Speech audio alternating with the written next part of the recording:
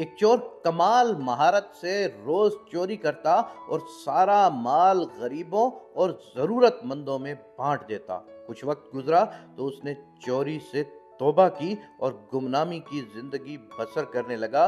एक रोज अचानक एक औरत रोती हुई आई और कहने लगी कि बेवा औरत हूँ, जवान बच्ची का साथ है, कमाने वाला कोई नहीं, कुछ मदद करो कि इज्जत से बच्ची अपने घर की हो जाए।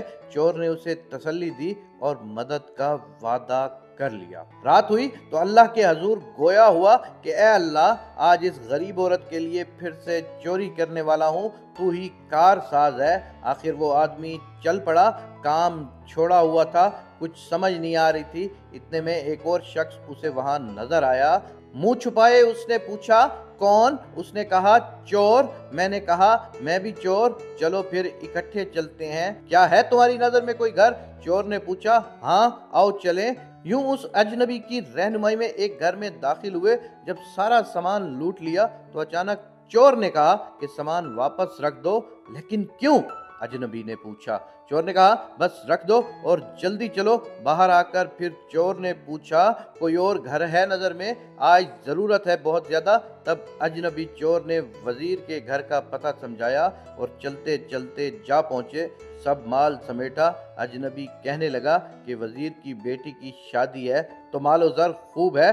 चोर ने सामान वहीं पे छोड़ा और अजनबी को लेकर बाहर आ गया और इसरार किया कि कोई और घर दिखा दे। आखिर उस अजनबी ने कहा कि अब तो एक आखिरी बादशाह का महल ही बचा है, अगर कहो तो वहीं पे चलते हैं। चोर ने हामी भर ली। अब वो दोनों बादशाह के महल में पहुंचे। तमाम रुकावटें अबूर करते हुए सामान उठाया। इतने में पहरे पे मौजूद कुतिया की आंख खुल गई। वो भागी और चोर पे झपटी। इतने में कुत्ता आया और कुतिया को खींच कर पीछे किया।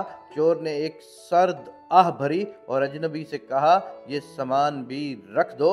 अजनबी ने पूछा, आखिर क्यों? आप ऐसा क्यों कर रहे हैं? तब चोर ने कहा, तुम मालिक हो इस घर के और ये घर बादशाह का है। मैं पहचान गया हूं कि तुम ही बादशाह हो, लेकिन कैसे? बादशाह ने हैरान होते हुए पूछा। कुतिया मुझ पे भौंक रही थी जबकि कुत्ता उसे हमसे दूर ले गया, ये कहते हुए कि जब मालिक खुद चोर के साथ है तो तुम्हें क्या तकलीफ है? कुत्ते के रद्द-ए-अमल की वजह से मुझे खबर हुई कि आप ही घर के मालिक हो। बादशाह ने उस चोर को अपने पास बिठाया और कहा, किबला अब बाकी मामलात भी बता दें कि पहले घर से सामान क्यों वापस किया। बात दरअसल ये है कि सामान कंगालते हुए मेरा हाथ वहां पर मौजूद नमक की बोरी पर पड़ गया और वो हाथ चखने की गर्ज से मैंने चाट लिया।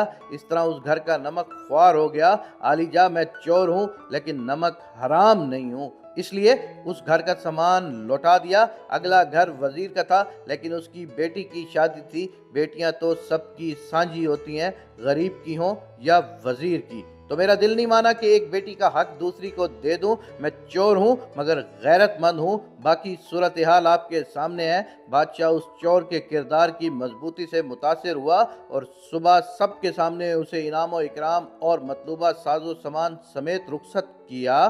चोर ने बुराई छोड़ने की नीयत की और खुदा ने उसे उस गुनाह से बचा लिया। जो खुदा की राह में एक कदम बढ़ता है वो बंदे की तरफ 10 कदम बढ़ता है।